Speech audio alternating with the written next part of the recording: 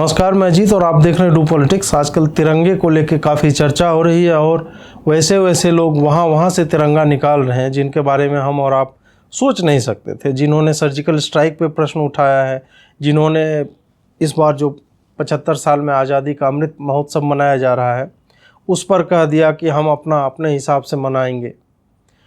इन लोगों ने बार बार संघ को लेके ये प्रश्न उठाया। राहुल गांधी का एक ट्वीट भी है कि वो लोग क्या तिरंगा लहराएंगे जिन्होंने 52 साल तक तिरंगा लहराया ही नहीं था।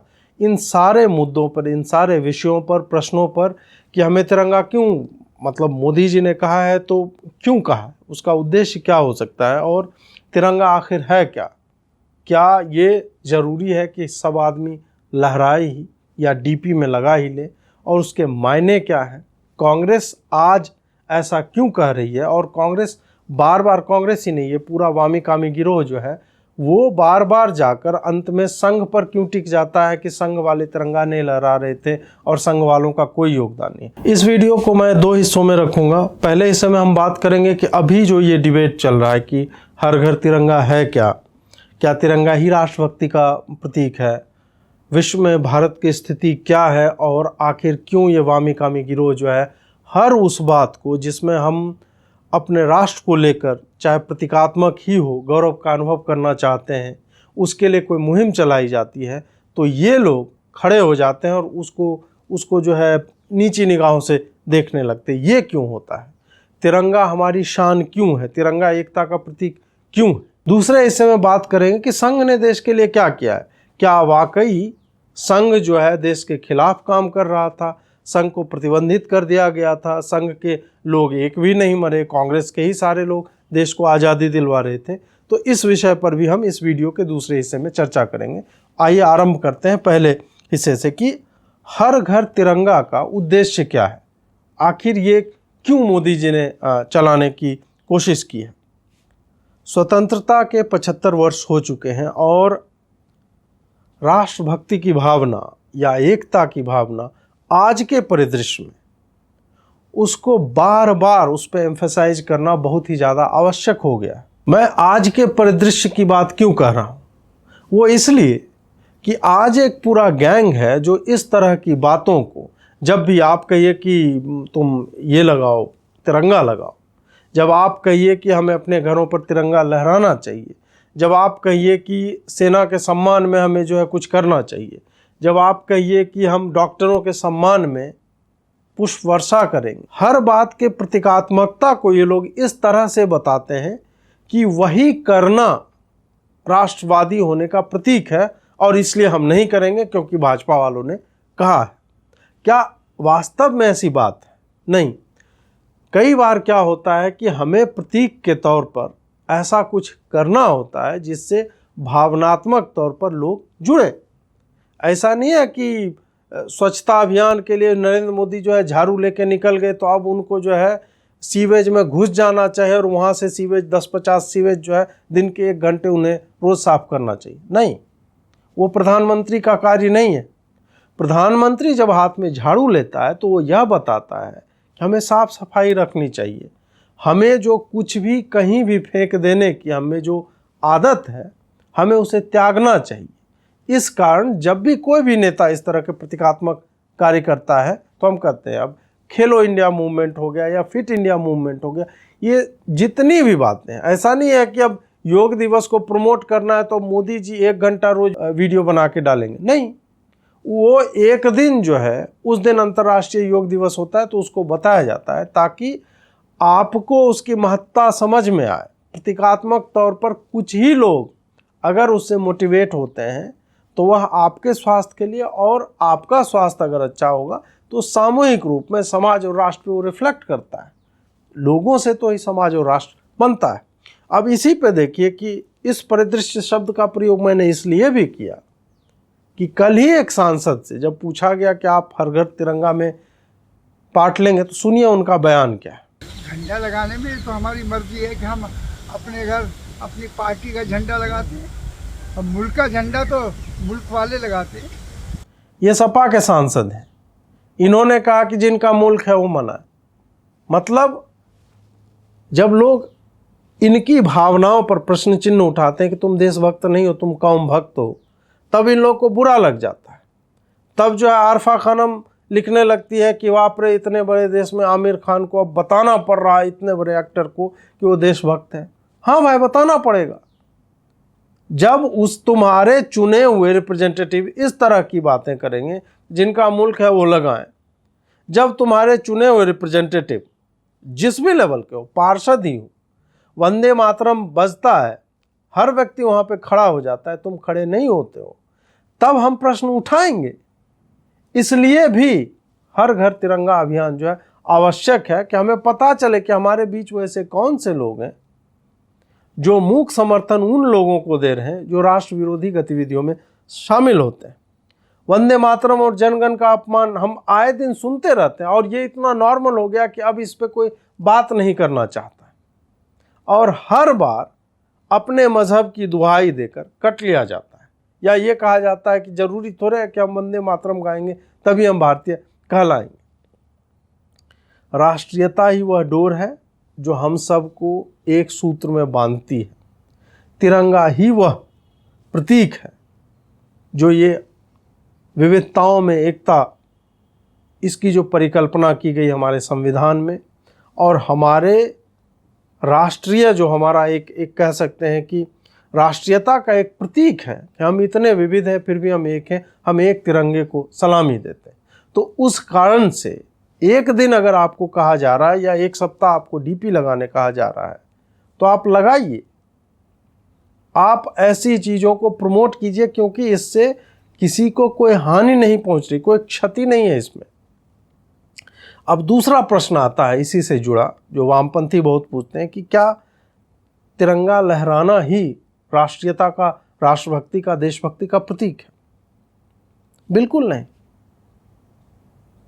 मैं चाहता तो मैं आज एक भगवा शर्ट पहन के और हरे रंग का गमछा लगा लेता, मैं वही करने भी वाला था, लेकिन मैंने नहीं लगाया, सिर्फ इस वीडियो के लिए कि ताकि आपको यह समझ में आए कि तिरंगा लहराना ही राष्ट्रभक्ति का प्रतीक नहीं है। लेकिन जब आपको कोई कह रहा हो और तब जब आप उसे नकारते हैं या उसका अपमान करते हैं या ऐसा कहने वाले का अपमान करते हैं, भले आपके हाथ में तिरंगा है कि मेरे नाना जो है तिरंगा लेके घूम रहे थे और आप फोटो लगा रहे हैं, लेकिन उसी लाइन में आप जब पूछने लगते हैं कि तुम तो इतने साल से नहीं फहरा रहे हो, तब आपकी नीयत पर संदेह होता है कि आपके हाथ का तिरंगा राष्ट्रीयता को, उस भावनाओं को प्रबल करने के लिए नहीं है, वो फिर आप एक राजनीतिक पॉइंट स्कोरिंग जो बोला जाता है वो लेने के लिए कि मेरे तो नाना ने पहले सबसे पहला तिरंगा फहराया था, मैं तो ज़्यादा राष्ट्रभक्त हूँ बाय डिफ़ॉल्ट।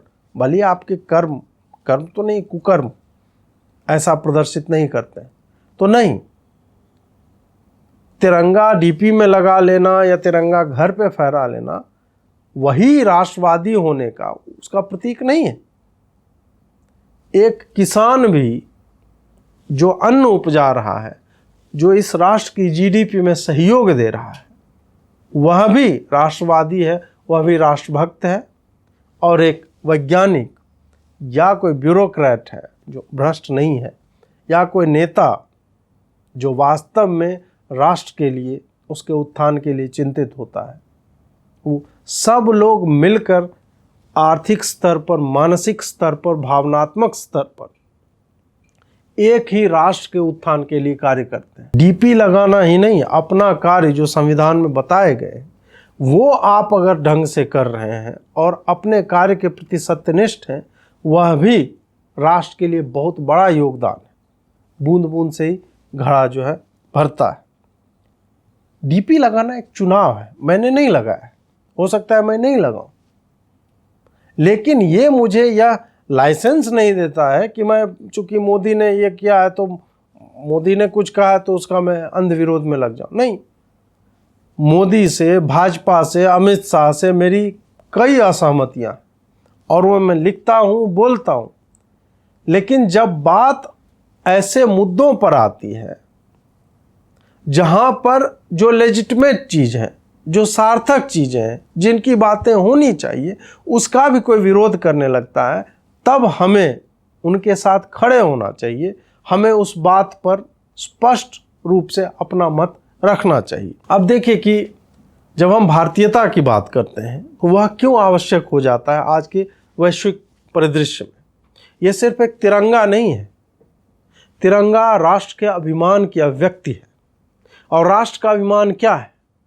पिछले 2 सालों में सिर्फ आप देख लीजिए, कोविड के समय में बड़े से बड़े राष्ट्र की उनकी अर्थव्यवस्था का क्या हाल हुआ है वो आप देख लीजिए। आप याद कीजिए कि किस तरह से फाइजर के वैक्सीन को पुश किया जा रहा था और किस तरह से भारत ने एक भी पैसा विदेशियों को देने से मना किया और अपने देश में वैक्सीन बने और इतने बने कि जितना, मतलब याद कीजिए कि आप न्यूजीलैंड की प्राइम मिनिस्टर को बोला जा रहा था आके हमारे देश की प्राइम मिनिस्टर बन जाओ तुम।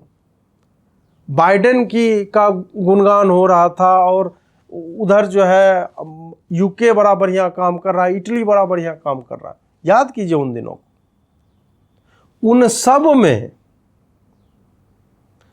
फर्स्ट, सेकेंड, थर्ड, फोर्थ, अभी तक सैकड़ों लोग प्रतिदिन मर रहे हैं और भारत ने सेकेंड वेव की जो तबाही हुई थी उससे तो कोई बच ही नहीं पाया। उसके बाद से जो कैपेसिटी बिल्डिंग होता है, ढांचागत विकास करना होता है, न सिर्फ वो मतलब अपने हॉस्पिटल्स को एक्सपैंड किया बल्कि टेस्टिंग, ट्रीटमेंट उसका जो होना चाहिए था, वैक्सीन बनाए और घर घर जाकर वैक्सीनेशन किया। हमारे नर्स के ऊपर, हमारे डॉक्टरों के ऊपर पत्थरबाजी तक हुई, लेकिन बाह में वैक्सीन की वो जो डब्बी है लिए हुए दुर्गम रास्तों से चलते हुए उन्होंने सुनिश्चित किया कि एक भी व्यक्ति अनवैक्सीनेटेड ना रह जाए। हमने सबने वीडियोस देखे होंगे कि किस तरह से कहां जाकर डॉक्टर ने किया, क्योंकि ये महामारी सिर्फ दैहिक नहीं थी कि कोई रोगी हो गया, बल्कि इसका पूरा का पूरा प्रभाव जो है वो बड़े बड़े राष्ट्र की अर्थव्यवस्थाओं को चौपट करने पर रहा है। सब कुछ ठप पड़ गया, मैन्युफैक्चरिंग, सर्विसेज, सब। तब आप उससे कैसे उभरते हैं? उस समय भारत को नीचा दिखाने के इतने प्रयास हुए। एक लॉबी जिसके कुछ बिलियन डॉलर, मतलब 50 बिलियन डॉलर तक का नुकसान हुआ है फाइजर वालों का।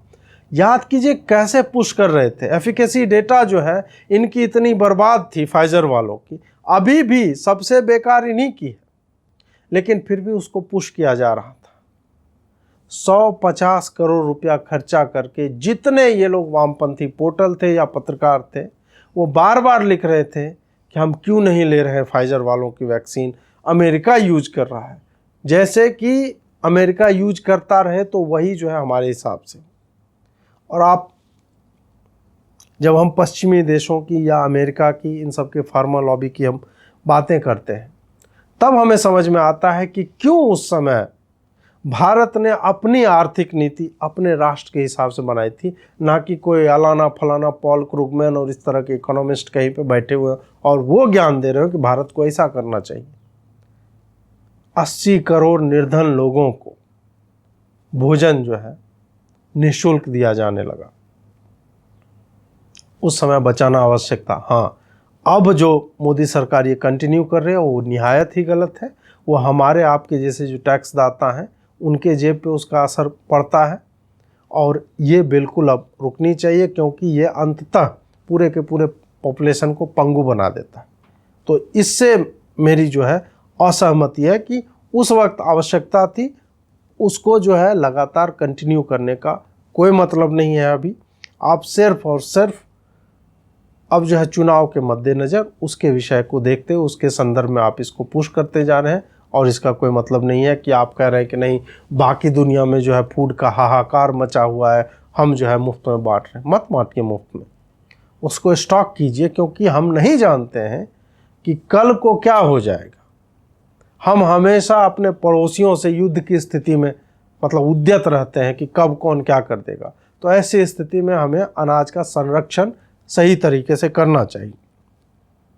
मंदी और बर्बादी हर तरफ चल रही थी और उसके बीच में भारत ही अकेली वैश्विक अर्थव्यवस्था। अभी ब्लूमबर्ग का सर्वे आया था कि बाकी जगह ये जो रिसेशन मंदी बोला जा रहा है उसके आने के चांसेस कितने और भारत में कितने शून्य हैं। आप देखिए पाकिस्तान बर्बाद हो रहा है, भीख मांगता है जहाँ भी जाता है। श्रीलंका की हालत आपने देख ही ली। बांग्लादेश में लगातार हर दिन पावर कट्स हो रहे हैं और लोग सड़कों पे आ रहे हैं। भारत में ऐसी स्थिति नहीं आई। भारत में हाँ, इसी लॉबी ने बार बार यह रूमर्स उड़ाए, अफवाहें उड़ाई कि अरे कोल का शॉर्टेज हो गया, अब तो लाइट कट जाएगी, फलाना ढिमका होगा। ये इस तरह से कर रहे थे जैसे कि 7 दिन में अकाल, मतलब बिजली रहेगी ही नहीं भारत। उन सब से उबरते हुए भारत ने, आप देखिए कि हम S-400 भी खरीद रहे हैं, उसको अमेरिका को अपने लॉ को जो अमेंड करना पड़ता है। रूस से हम तेल ले रहे हैं सस्ते दरों पर। दोनों चीजें संभव हो रही। कैसे? क्योंकि भारत की आर्थिक नीति जो है स्पष्ट है, विदेश नीति स्पष्ट है कि हम पहले अपनी तरफ देखेंगे। हाँ, इसमें भी कभी कभी जो है हमें लगता है कि आपको 57 देशों ने नुपुर शर्मा वाले मामले में जो किया, उसमें आपने जो किया वह दुर्भाग्यपूर्ण था, वो नहीं करना चाहिए। लेकिन आप टोटलिटी में देखेंगे, सारे डिसीजंस को देखेंगे, तो हमारी विदेश नीति जो है वो पहले के सरकारों से, जहां हम रीढ़ झुका के बिछ जाते थे कि माए बाप हमें ये डील दे दो, माए बाप हमें वो तो नहीं करना पड़ रहा है। अब देखिए, मैं इस विषय पे, खास करके आर्थिक विषय को, इसको तिरंगा से मैं इसलिए भी जोड़ रहा हूं कि तिरंगा हमारी राष्ट्रीयता का परचम है, प्रतीक है, सबसे ऊपर की चीज है। हम उस 3 रंग को, उस चक्र को देखते हैं और हमारी छाती गर्व से फूल जाती है।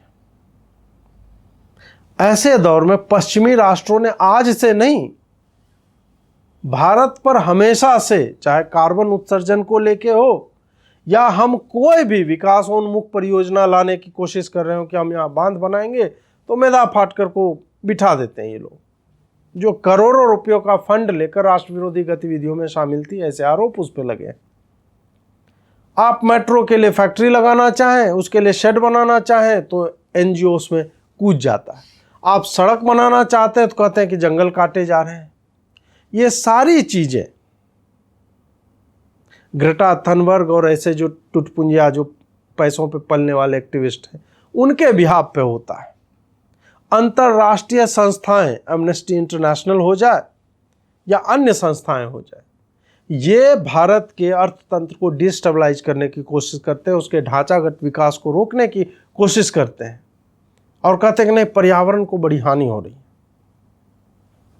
और यही सारे पश्चिमी देश जहां से ये सारी संस्थाएं ऑपरेट होती हैं, उन्हें यह नहीं दिखता कि वो अपने ही देश में अब न्यूक्लियर को और पेट्रोल को, इसको ग्रीन एनर्जी, आप सोचिए जरा, ग्रीन एनर्जी अभी तक हवा, पानी ये सब था, और अब जो है पेट्रोलियम पे और न्यूक्लियर को, इन सब को इन्होंने हरित ऊर्जा का दर्जा दे दिया।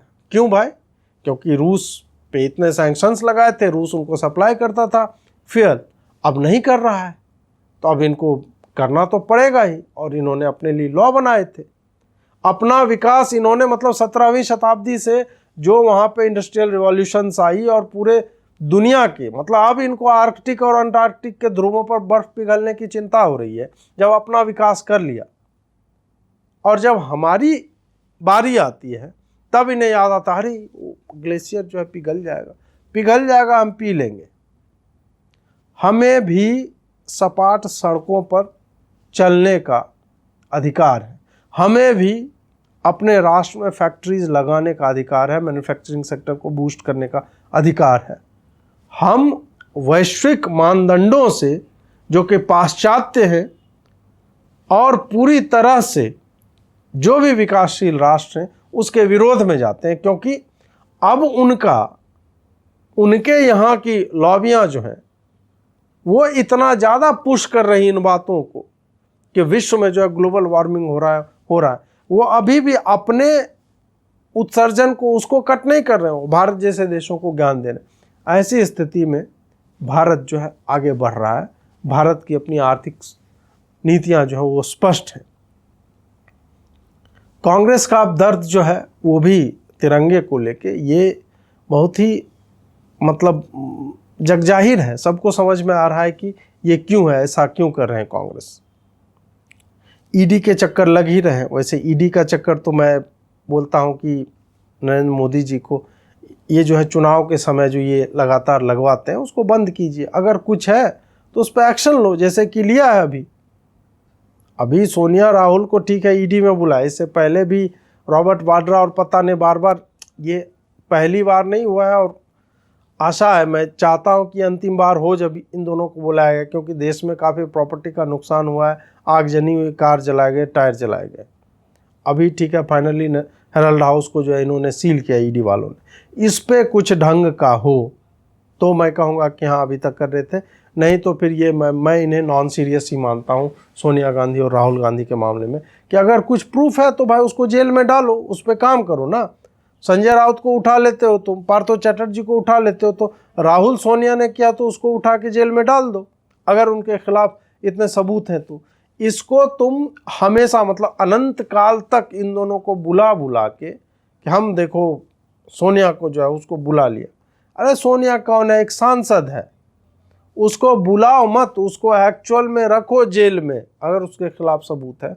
उसको तुम खुद ही इतने बड़े पेडेस्टल पे रख दे रहे हो कि नहीं बाकी को हम जेल में डालेंगे, सोनिया गांधी को हम जेल में नहीं डाल सकते जी, हम राहुल गांधी को जेल में नहीं डाल सकते। तो ये लॉजिक जो है मुझे इन लोगों का समझ में नहीं आता। राहुल गांधी जो है वो देखिए कि नेहरू की फ़ोटो लगा रहे हैं और संघ पर प्रश्न उठा रहे हैं। संघ पर इनके जितने प्रश्न हैं उनका उत्तर मैं आगे देने जा रहा हूँ। तो राहुल जी ये बताए जरा, नेहरू जी के हाथ में जो झंडा है वो भारत का पहला तिरंगा था, जो जब डोमिनियन स्टेटस ये ट्रांसफ़र होता है, पावर ट्रांसफ़र, तो उस वक्त पहली बार लहराया गया था। राहुल गांधी बताए कि उनके परनाना जी ने वो झंडा कहाँ रख दिया, वो झंडा है कहाँ? वो झंडा कहीं नहीं है, वो झंडा चोरी हो गया, गायब हो गया, पता नहीं कांग्रेस के घर वालों के कहीं पे ट्रंक में या पता नहीं जहाँ पे भी रखे हुए होंगे। तो ये लोग तो कम से कम झंडे और इसको लेके, इनको जब पुश किया जाता है ना तब ये, और ये छद्मावरण है इनका, ये जानबूझ के बस जताना चाहते कि नहीं नहीं नहीं हम देशभक्त हैं और हम सबसे बड़े देशभक्त हैं। गिरोह वाले को देखिए आप, ये जो इनका पूरा कांग्रेस का जो तंत्र है, इन्होंने पैसे इन्वेस्ट जो करके पत्रकारों को पाला था, वो अब 2G और 5G में बिजी हैं। कुछ दिन पहले कुछ और में बिजी थे। अब इनका कहना है 2G में तो 1,76,000 करोड़ की बात हो रही थी, तुम्हें तो 1.5 लाख करोड़ ही हुआ इतने सालों के बाद भी। इन्हें पता नहीं है कि उस वक्त कितने लोग बिड करने वाले थे, इन्हें पता नहीं है कि उस वक्त इक्विपमेंट की रिक्वायरमेंट कितनी थी, अब कितनी है। इसलिए इन्हें लगता है कि नहीं भाई उस वक्त दूध का दाम इतना था, इतना है, तो इन्फ्लेशन जोड़ के 2G स्पेक्ट्रम का दाम भी उतना ही होना चाहिए, 5G का भी उतना है। इन्हें पता नहीं है कि इंटरनेट टेलीफोनी जो वायरलेस कम्युनिकेशंस होते हैं, इंटरनेट जो फ़ोन से चलते हैं, उस वक्त था ही नहीं वो इंफ्रास्ट्रक्चर। अब इंफ्रास्ट्रक्चर है, उसी को अपग्रेड करना है। दोनों दो चीज़ें हैं कि आप एक फ़ोन खरीदते हैं और आप एक फ़ोन के सॉफ्टवेयर को अपग्रेड करते हैं, या फिर आप उसके लिए चार्जर नया खरीद रहे हैं, या फिर आपके पास कोई डेस्कटॉप है उसका रैम आप बढ़ा रहे हैं। तो आप पूरा डेस्कटॉप नहीं खरीद रहे हैं, आप टेक्नोलॉजी उसमें नई लगा रहे हैं कि इंफ्रास्ट्रक्चर लगभग मोर और लेस सेम रहे, उसमें नई टेक्नोलॉजीज हम लगाएंगे तो पैसा कम लगेगा, जो भी है। तो इन सब बातों पर जिन पत्रकारों ने अपना पूरा करियर बनाया उस पर, वो भी इस पर प्रश्न पूछ रहे हैं कि बताओ विनोद राय तो कैग के नाम पे तो लोग खेल गए थे। इनका मतलब वही है जीरो लॉस थ्योरी जो ये कपिल सिब्बल दे के गया था, उसी तरह का है। इनका दर्द इतना व्यापक है ना कि मोदी कल को कह दे कि हमें झंडा फहराना चाहिए हाथ में लेके डंडे में लगा के, तो ये डंडा अपने पिछवाड़े में डाल लेंगे और बोलेंगे कि हम नहीं फहराएंगे, हमारे लिए डंडा का तो यही यूज है जी। ये इतनी ज़्यादा घृणा में ये लोग सने हुए लोग हैं। आपको नहीं लगाना है डीपी, आप मत लगाइए, कोई नहीं रोक रहा। मैंने नहीं लगाया, मेरी राष्ट्रभक्ति उससे जो है कम नहीं हो जाती। लेकिन हाँ, जो लगा रहे हैं उस पर प्रश्न मत उठाइए आप, क्योंकि वो करने का अधिकार आपको नहीं है।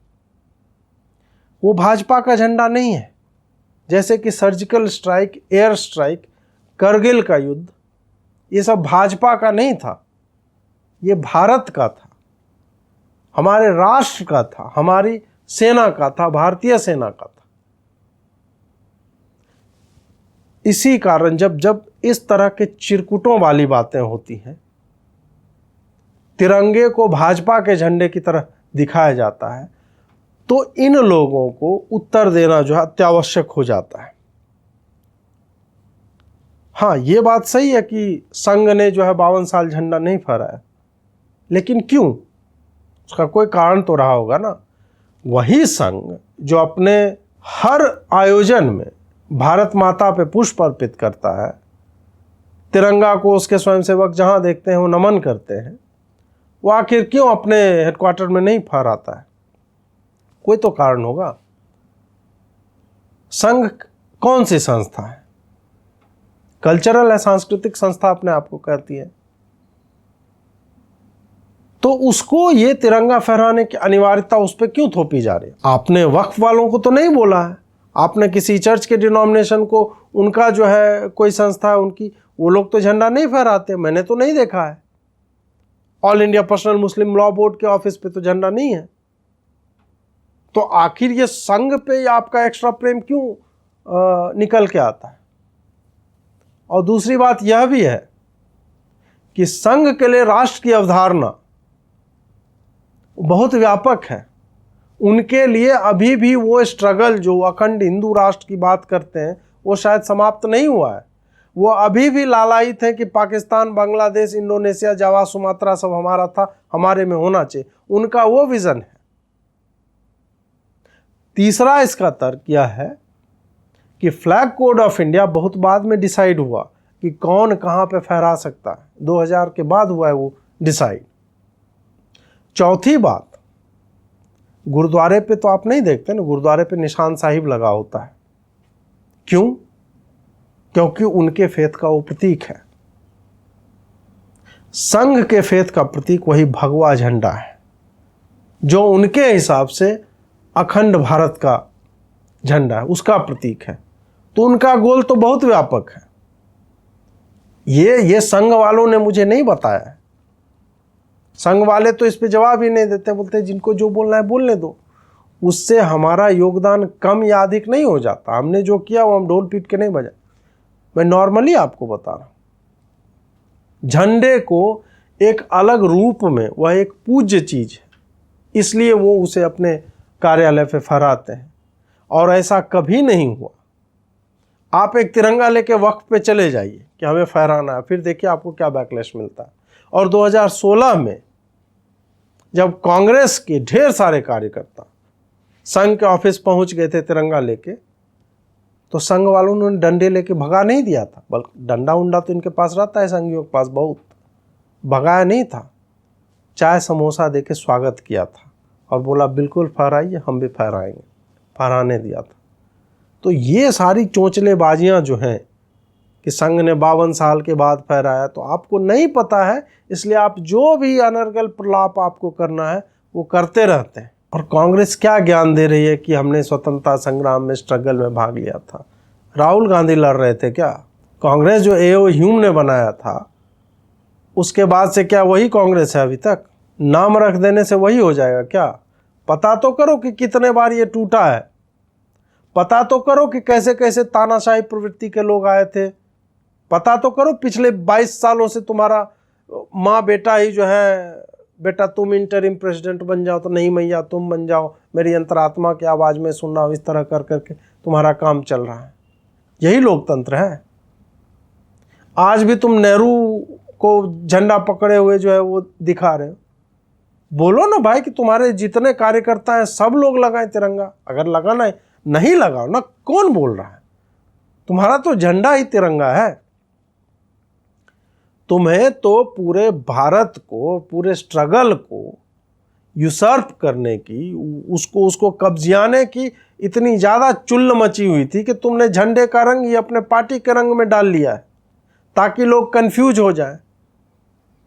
लोगों को लगे नहीं, ये भारत का प्रतिनिधित्व यही पार्टी करती है, यही तो कारण है कि तुमने तिरंगा झंडा को अपना पार्टी का झंडा बनाया हुआ है, और कोई कारण नहीं है। तुम्हारे बाप दादा परदादा परनाना जीप घोटाले से लेके और 2G कोल और पता नहीं कितने घोटाले किए हैं, तो तुम तो राष्ट्रभक्ति पे नेहरू को झंडा पकड़ा के जो वो बार बार मत खेलो। नेहरू का खेल पूरे भारत को पता है, और तुम्हारे द्वारा गलत इतिहास लिखने मात्र से वो इतिहास जो है गलत नहीं हो जाता। और जहाँ तक संघ की बात है, तो संघ के बारे में सुनो और जानने की कोशिश करो कि डॉक्टर हेडगेवार जो है वो गांधी जी के साथ असहयोग आंदोलन का हिस्सा थे, और ये तो 1920-21 की बात है, संघ तो 1925 में बनता है। उसके बाद उन्होंने क्या क्या किया है ये भी मैं विस्तार से बता रहा हूँ। 1930 को ले ले जंगल सत्याग्रह, जैसे कि विदर्भ क्षेत्र है तो वहाँ पे कोई सॉल्ट या नमक टाइप का कुछ था नहीं, कुछ नहीं बनाया जाता था।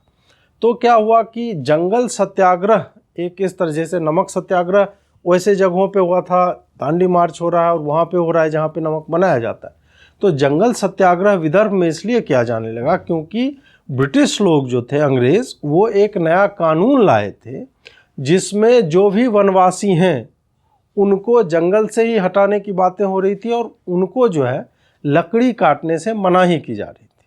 लकड़ी काटने का भी अधिकार ले जाया जा रहा था। तब डॉक्टर हेडगेवार ने इसको लीड किया था, और फिर यावतमाल जेल में उनको 9 महीने तक हार्ड लेबर के साथ सश्रम कारावास झेलना पड़ा था।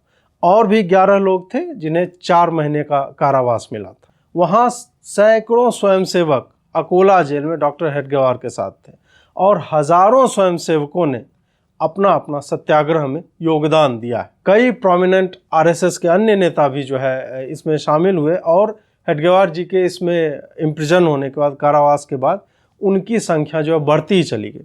उसके बाद 1942 आता है, इसमें चिमोर अस्थि सत्याग्रह इसी रीजन में होता है, विदर्भ में। इसमें क्या है कि विदर्भ में ये बार बार इसलिए भी होता था क्योंकि ये संघ का एक अपना एक, आप कह सकते हैं कि बहुत ही स्ट्रांग होल्ड माना जाता था, और कई वहाँ पे जैसे अमरावती हो गया, अष्टी हो गया, चिमोर, इन सब जगहों पे कई बहुत ही, आप कह सकते हैं कि घनघोर टाइप का आंदोलन वहाँ पे हुआ। इस आंदोलन के बारे में, चिमोर आंदोलन जब हो रहा था, क्योंकि ये हाईली लोकलाइज था, तो इसके बारे में बर्लिन रेडियो से जब ब्रॉडकास्ट होता है तब लोगों को पता चलता है। और इसके लीडर थे उद्धवराव कोरेकर, कांग्रेस के थे। और उनके साथ कौन कौन थे? संघ के लीडर जैसे दादा नाइक हो गए, बाबूराव बेगड़े हो गए, अन्ना जी हो गए, और एक काफ़ी यंग स्वयंसेवक थे बालाजी रायपुरकर। उनकी एकदम नृशंस हत्या हो गई पुलिस की फायरिंग में, जब वो झंडे को उसके ऊपर जो है फहराने की कोशिश कर रहे थे। ये जो गोलीबारी हुई, ये जो इनकाउंटर में लोग मरे, इसे चिमोर अष्टी एपिसोड के नाम से जाना जाता है। और इस एरिया में आरएसएस के जो स्वयंसेवक थे वो एक समानांतर सरकार चला रहे थे उस एरिया में। इसी कारण हजारों स्वयंसेवक जो है जेल में डाले गए। 125 सत्याग्रही जो थे उन पे मामले चले, उन्हें भी जेल में डाला गया। और दादा नायक जो आरएसएस चिमूर ब्रांच के हेड थे, शाखा प्रमुख थे, उन्हें मृत्युदंड दिया गया। बाद में हिंदू महासभा के एक डॉक्टर एन.बी. खरे थे, वो ब्रिटिश वाइसराय काउंसिल के मेंबर भी थे, उन्होंने उनका केस लड़ा और उनके प्राणदंड को जो है फिर जेल में कन्वर्ट कराया। उसी तरह हेमू कलानी जो सिंध के थे, वो क्या करते थे कि रेलों की पटरियों से फिश प्लेट्स जो है वो निकाल लिया करते थे। मतलब आंदोलन का ये एक तरीका था डिस्टेबलाइज करने के लिए गवर्नमेंट को। तो उनको जो है पुलिस ने पकड़ लिया, बाकी उनके मित्र लोग भाग गए और उन्हें डेथ सेंटेंस दिया गया आर्मी कोर्ट के द्वारा 1943 में। पटना में 11 अगस्त 1942 को, 11 अगस्त आ ही रहा है, वहाँ पे कुछ लड़कों ने तिरंगा जो है गवर्नमेंट के सेक्रेटेरिएट पे फहराया। 6 एजिटेटर उस दिन, 6 लड़के, उन्हें पुलिस ने मार दिया गोलियों से।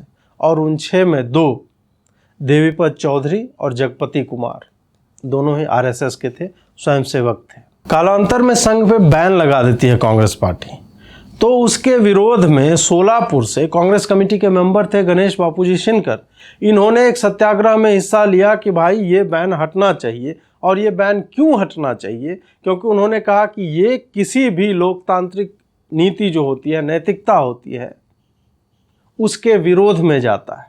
और उन्होंने 12 दिसंबर 1948 को एक स्टेटमेंट रिलीज किया कि मैं भारत छोड़ो आंदोलन का हिस्सा था 1942 में, और इस आंदोलन में मेरे जैसे कई लोग थे, और ऐसे लोगों को वो लोग मदद नहीं कर रहे थे जो संघ के बाहर के थे, बल्कि संघ के लोग, जब भी अंडरग्राउंड वर्क चल रहा था, ये लोग आंदोलन करना चाह रहे थे, तो संघ के लोग उन्हें अपने घरों में जगह देते थे, उन्हें छुपाते थे, और यही नहीं, उनकी जो भी आवश्यकताएं होती थी, तन से, मन से, धन से, जैसे भी है, वो भी पूरा करते थे। अगर कोई व्यक्ति बीमार होता था तो संघ के स्वयंसेवक डॉक्टर जो होते थे वही उनकी चिकित्सा भी करते थे। अगर वो किसी केस में फंसते थे तो संघ के स्वयंसेवक ही जो भी वकील हुआ करते थे, वही लोग फियरलेसली इनके लिए केस लड़ा करते थे। तो ये एक तरह से एक के बाद एक आज़ादी के पहले के योगदान रहे हैं संघ के। और ये तो मैं बहुत संक्षेप में जो मूल बातें हुई हैं उनके बारे में जो डॉक्यूमेंटेड है वो मैं बता रहा हूँ। अब इससे थोड़ा आगे बढ़ते हैं कि जब आज़ादी की लड़ाई हो रही थी, फिर पार्टीशन जब होता है भारत और पाकिस्तान का, उस वक्त पंजाब और सिंध में जब हमले हो रहे थे, जम्मू कश्मीर में जब इंडियन आर्मी उस वक्त की जो भी थी, तो वो जब लड़ रही थी तो उस वक्त संघ ही था जो भारत के साथ और तिरंगे के साथ खड़ा रहा, और उसके सैकड़ों स्वयंसेवक मारे गए थे, बलिदानी हुए थे। डोगरा आर्मी और इंडियन आर्मी जो थी उसके साथ संघ के स्वयंसेवक ही खड़े होकर अपना बलिदान दे रहे हैं। सैकड़ों स्वयंसेवकों ने अपना परिवार खोया। ये हिंदू सिख भाइयों की मदद में पंजाब और सिंध में रात दिन एक करके उन्हें बसाने के लिए अपना व्यापार त्याग दिया, अपने परिवारों को छोड़ा। कांग्रेस लीडर उस वक्त क्या कर रहे थे? कांग्रेस लीडर उस वक्त अपनी जान बचाने के लिए, और वो भी आरएसएस स्वयंसेवक के ही उन्हीं के घरों में रुक रुक कर अपनी जान बचा रहे थे, ना कि जो उधर से कट कर मर कर अपने परिवारों को त्याग कर हिंदू या सिख लोग जो पाकिस्तान से आए हैं उनके रिहेबिलिटेशन के लिए कुछ कर रहे थे। इसलिए कांग्रेसियों को तो बिल्कुल भी राष्ट्रभक्ति के ऊपर प्रश्न चिन्ह उठाने का, और खास करके आज के कांग्रेसियों को तो बिल्कुल नहीं। राष्ट्र आज़ाद हो चुका था, फिर भी गोवा, दमन दीव, दादरा नागर हवेली ये सब पुर्तगाली शासन के अधीन थे, और आरएसएस ही था, जनसंघ ही था जो लगातार भारत सरकार को उनकी व्यवस्था के बारे में बताता रहा।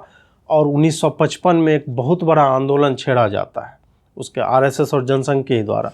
राजा भाऊ महाकाल जो थे उनकी हत्या हो जाती है पुलिस फायरिंग में, और फिर गोवा जो है 1961 में फाइनली 14 सालों के बाद स्वतंत्र होता है। 2 अगस्त 1954 को 100 स्वयंसेवकों की टोली विनायक राव आप्टे के नेतृत्व में, जो दादर और नागर हवेली है उसके एनक्लेव्स पे हमला बोलते हैं, उसके बाद सिलवासा पे हमला होता है और 175 पुर्तगाली सैनिक जो है उनको सरेंडर करवाया जाता है, और वहाँ पे तिरंगा लहराया जाता है, और फिर उस जीत को केंद्रीय सरकार को गिफ्ट किया जाता है कि ये आपकी धरती है, आप लोग, हमने आपके लिए आज़ाद करवाया। दोस्तों, आपको यह वीडियो कैसा लगा हमें कमेंट में अवश्य बताएं।